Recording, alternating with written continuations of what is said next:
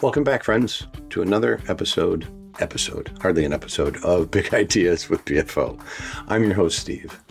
Today, I want to talk about some of the differences between traditional SEO and AI SEO, or AEO, or GEO, or AIO, or LLMO, or if you really get lost in all of that, just call it EIEIO. So here's the deal, past and future, and then some tips on how to bridge the gap, okay? So your primary goal in old school SEO was what? I want to be number one in Google, right? We all saw the stats, 35% of the clicks go to the number one organic listing. Primary goal in AI, I want to be the featured citation. I want to be the block quote that comes up. I want my brand mentioned when somebody asks a question.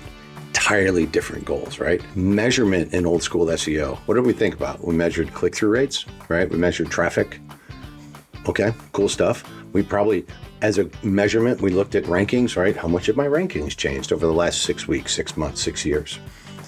AI, our measurement goal is now brand mentions or sentiment or product mentions.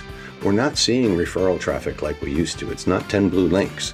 If we're lucky, somebody clicks on a link, but that's not indicative of what's going on.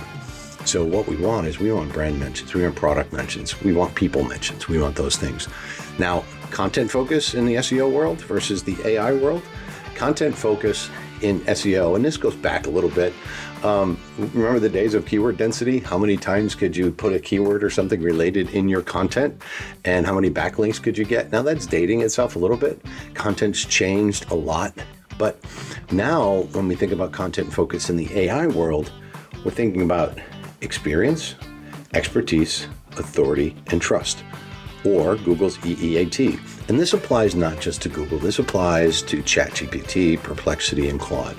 Because if you're following these principles, they're reading from the same playbook, they interpret things differently and publish them differently.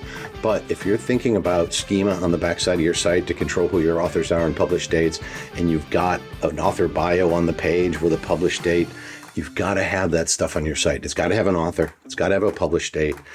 You've got to have those things in place, and you got to have some technical SEO underneath the surface. And now the last thing I want you to think about is the user journey. What was the user journey before and what is it now? And listen, it's going to change in 6 months and 12 months now when we're talking about the agentic experience and e-commerce experience.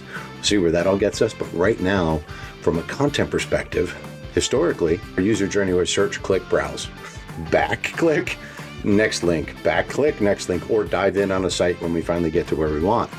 And for a long time, Google tried to think about the zero click thing and say, how can we keep them on Google longer? So we got to the people also ask, and we got to the tile on the right side, the knowledge graph. So we got some of that stuff. AI, question, AI answer. Direct action is kind of what I'm thinking, but it's not always a direct action. You're still in research mode. If you're in buying mode, you're going to go compare on ChatGPT and ask the robots for some good answers, or you're going to ask Gemini or Google AI overviews for some good answers. What is the best product for X? What is the best microphone for recording short videos? Things like that. And you can narrow it down, and then you go do some research. So you're going to get that, and you're going to go the other way. What I want you to think about when you build your content, when you're building out your e-commerce taxonomies, you still have to think about crawlers coming down the site, picking up the breadcrumbs saying, I'm now in the microphones category. Now I'm in the Bluetooth microphones or wired microphones or boom microphones or whatever they're going to be. Boom, boom, boom. This is now pillar-based content. You start with the main topic up top, subtopics in the middle, and then satellite ideas to surround those topics. If you can organize your content in a pillar-based way, friendly for AI, you're going to start showing up in some of this. But what I want you to do is think about the new goals too. Throw away your rank tracking, throw away your CTRs, stare at your conversion rates. Conversion rates are so important. If you're trying to bring people back to your site, whether it's lead gen or whether it's e-commerce, I want you to start looking at those conversion rates, and then also think about, and this is the last thing, this isn't about content or anything else, but optimizing that form page and the thank you page and making sure that your user knows that you love them. That's it for today. Thanks for stopping by. This has been another Big Idea with BFO.